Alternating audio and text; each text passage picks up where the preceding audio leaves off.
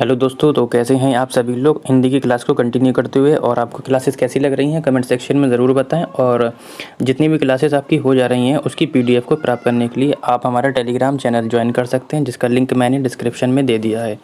और जो बच्चे भी बिहार 7th फेज़ 2023 की तैयारी कर रहे हैं तो उसके लिए जीके जीएस की क्लास आपकी कंटिन्यू चल रही है, तो आप लोग वहाँ ज्वाइन कर सकते हैं और उसकी प्लेलिस्ट भी तैयार है। देखो, आपका एग्ज़ाम में गद्यांश और पद्यांश से क्वेश्चन ज़रूर आते हैं, ठीक है। गद्यांश पद्यांश से मिलाकर कुल 15 क्वेश्चन ज़रूर आते हैं, तो बहुत ही फ्री के नंबर है। ये समझ लीजिए, ये जो फ्री गद्यांश और पद्यांश है बिल्कुल आपका फ्री के नंबर है। 15 नंबर तो आपके आना ही आना है, ऐसे समझिए, ठीक है। तो इसको करने का तरीका क्या है, पहले तो ये देखते हैं। बच्चे क्या करते हैं कि पहले इसको रीड करना शुरू कर देते हैं, और अपना टाइम को वेस्ट करते हैं। तो आपको ऐसा नहीं करना है। पहले आपको क्या करना है, क्वेश्चन को रीड करना है। क्वेश्चन रीड कर लेंगे, जब सारे क्वेश्चन रीड हो जाएंगे तब आप क्या करेंगे, पद्यांश को पढ़ना शुरू करेंगे। क्या होगा कि जब आप पद्यांश पढ़ना शुरू करेंगे, जिस लाइन से आप गुजरेंगे अगर वो माइंड में होगी, पहले से पढ़ चुके होंगे, तो आप वहाँ से उसे कैच कर लेंगे। इसलिए आपको ज़्यादा समय ख़राब करना नहीं पड़ेगा, ठीक है। तो अब हम क्वेश्चन पढ़ लेते हैं, उसके बाद हम गद्यांश को पढ़ते हैं। कहता है, गद्यांश के अनुसार भील अपने मवेशी को क्यों मार रहे हैं, ठीक है। अगर आप ये ऊपर पढ़ेंगे तो आपको पता चल जाएगा। कहता है, वारवाही पशु का अर्थ क्या होता है। कहता है, पहाड़ी क्षेत्र के बाहर क्या घटना घटी थी, ठीक। कहता है कि मवेशी न बचने पर क्या होता है, टिड्डियाँ हैं। बाकी ये ग्रामर के क्वेश्चन आ गए। अब आप ऊपर से पैराग्राफ को पढ़ेंगे तभी। देखो, पैराग्राफ को पढ़ते हैं। देखो, कहता है, वहाँ मैं भीलों से मिला, ठीक है। अपना दुखड़ा सुनाने दूर दूर से बड़ी संख्या में आए थे। मुझे बताया गया कि मक्का वहाँ की मुख्य फसल है, ठीक है। देखो, एक क्वेश्चन आपको ये मिल जाएगा। देखो, एक आसानी हो गई। आपने क्वेश्चन पढ़ा था कि गद्यांश में भीलों की मुख्य फसल क्या थी, तो मुख्य फसल क्या थी आपकी, मक्का थी। देखो, पहला क्वेश्चन मिल गया आपको। आगे पढ़ते हैं, मुख्य फसल थी, ठीक। आगे पढ़ते हैं। कहता है कि जो पूरी तरह नष्ट हो गई, इसका परिणाम है कि अभी से वहाँ अन्नाभाव की ऐसी स्थिति है, ठीक है। अन्नाभाव का मतलब होता है अन्न का अभाव। अन्नाभाव का मतलब क्या होता है, अन्न का अभाव। कि ये भील पत्तों और पेड़ों की छालों को खाकर गुजर बसर कर रहे हैं, उनके बीच कार्य कर रहे हैं। एक व्यक्ति ने मुझे बताया कि अब वे अपने मवेशी मारने लगे हैं। इसका मतलब हुआ, यदि अभी पेट भरने के लिए बड़े पैमाने पर ढोर डंगर नष्ट किए जाते हैं। आगे बढ़ते हैं।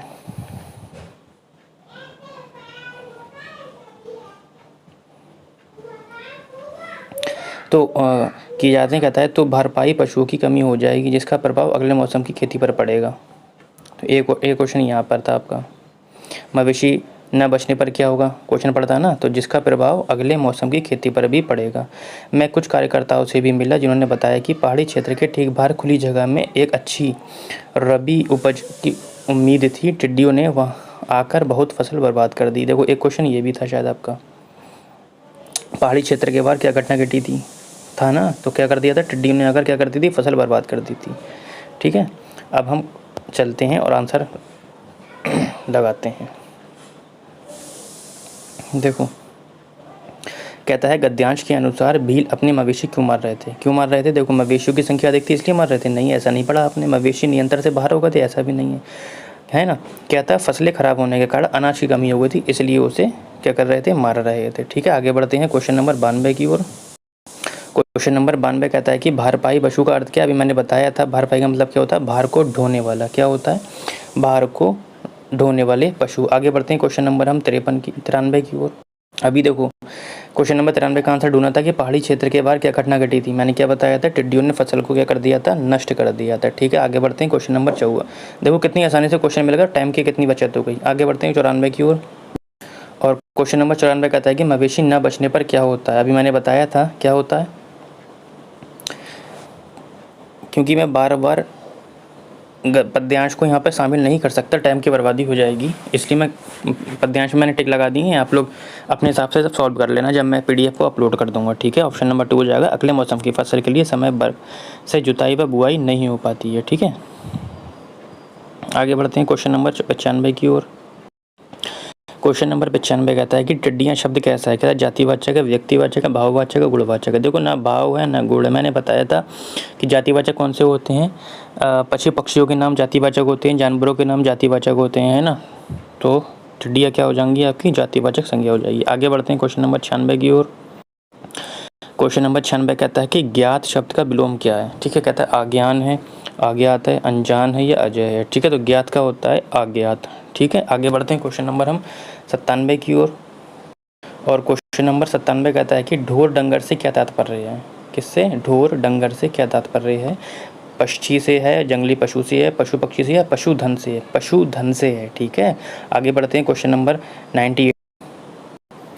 क्वेश्चन नंबर 98 कहता है कि गद्यांश के अनुसार भीलों की मुख्य फसल क्या थी। अभी मैंने बताई थी क्या थी, भीलों की मुख्य फसल क्या थी, मक्का थी। ठीक है, आगे बढ़ते हैं क्वेश्चन नंबर 99। और क्वेश्चन नंबर 99 कहता है कि अन्नाभाव का अर्थ क्या होता है। अन्न का अभाव, अन्न का भाव, अन्न का अभाव, अन्न का अभाव या अन्न का उत्पादन। देखो कितना मिलते जुलते ऑप्शन है। तो मैंने क्या बताया था, अन्नाभाव का मतलब होता है अन्न का अभाव। क्या होता है, अन्न का अभाव। आगे बढ़ते हैं क्वेश्चन नंबर। देखो गद्यांश हो गया, पद्यांश उसके नीचे आपको मिलेगा देखने को इस तरीके से, और उसमें ऐसे लिखा होगा कि निर्देश प्रसंग संख्या 100 से 105 तक, यानी कि 10 क्वेश्चन उसमें थे, 5 क्वेश्चन इसमें है, यानी कि 100 से 105 तक आपको क्या करना है, पद्यांश से छाट कर लिखना है। निम्नलिखित पद्यांश को पढ़कर पूछे गए प्रश्नों के सही सबसे उपयुक्त उत्तर वाले विकल्प को चुनिए। ठीक है, अब ये भी वही है, तो पहले हम क्या करेंगे, क्वेश्चन को पढ़ लेते हैं। कहता है जब व्यक्ति असफल हो जाए तो क्या नहीं करना चाहिए। ठीक, ध्यान रखना है अच्छे से। कह रहे असफलता को अपनी हार नहीं मान लेनी चाहिए बल्कि पुनः प्रयास करना चाहिए। ये कथन कैसा है। फिर कहता है कि किन व्यक्तियों की पराजय नहीं होती है। फिर कहता है कि कविता में पराजय को विजय में परिवर्तित करने का क्या सूत्र बताया गया है।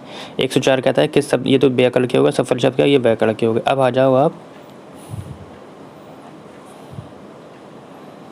देखो इसे अच्छे से पढ़ना है। कह रहा है असफलता एक चुनौती है, इसे स्वीकार करो।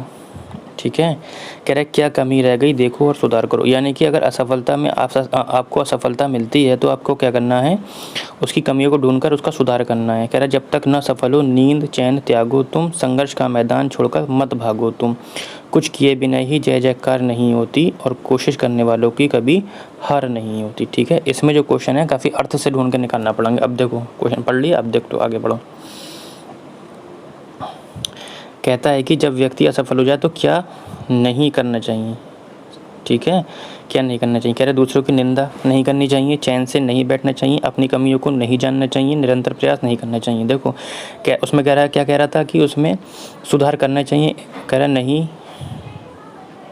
ठीक है, अब ऑप्शन नंबर 4 से शुरू करते हैं। कहता है कि निरंतर प्रयास करना नहीं चाहिए, ये तो गलत है। निरंतर प्रयास करना चाहिए वो कहता है। कह रहा है अपनी कमियों को नहीं जानना चाहिए, ये तो गलत है। उसमें कहता है कि अपनी कमियों को जानो और फिर उसका क्या करो, सुधार करो। देखो यहाँ पे कह रहा है चैन से ना बैठना, और फिर कह रहा है नहीं चाहिए। अगर ऐसा होता कि चैन से बैठना चाहिए, चैन से बैठना नहीं चाहिए तो ऑप्शन ठीक होता, लेकिन ना पहले यहाँ पे भी लगा हुआ, नहीं यहाँ पर भी ये भी कह रहा है। तो हमें क्या नहीं करना चाहिए, दूसरों की निंदा नहीं करनी चाहिए। ठीक है, आगे बढ़ते हैं क्वेश्चन नंबर हम 101 की ओर। क्वेश्चन नंबर 101 कहता है कि असफलता को अपनी हार नहीं मान लेनी चाहिए बल्कि पुनः प्रयास करना चाहिए। ये कथन बिल्कुल सत्य है, उसने यही तो कहा है ऊपर कविता में, गद्यांश में। तो असत्य है, अप्रमाणिक है, अंशतः है, पूर्णतः सत्य है। ठीक है, आगे बढ़ते हैं क्वेश्चन नंबर 102 की ओर। कहता है कि किन व्यक्तियों की पराजय नहीं होती है। ठीक है, कहता है जो संघर्ष करते हैं उनकी पराजय नहीं होती, जो दूसरों की कमियों को देखते हैं उनकी पराजय नहीं होती, जो जयकार करते हैं उनकी पराजय नहीं होती है, जो रात भर सोते नहीं हैं उनकी पराजय नहीं होती। देखो जो रात भर सोते हैं ऐसा कविता में कुछ नहीं कहा गया है, जो संघर्ष करते हैं उसकी हार नहीं होती ऐसा ज़रूर कहा गया। आगे बढ़ते हैं क्वेश्चन नंबर 103 की ओर। और क्वेश्चन नंबर 103 कहता है कि कविता में पराजय को विजय में परिवर्तित करने का क्या सूत्र बताया है। ठीक है, कहता है जब तक सफल ना हो जाएं तब तक अन्न त्याग दो। तो भाई अन्न त्याग दोगे तो मर नहीं जाओगे। कह रहे हैं जब तक सफल ना हो समस्त कार्य त्याग दो। भाई कार्य और भी तो घर की चीज़ें होती हैं वो तो करोगे, ऐसा कुछ नहीं कहा गया है।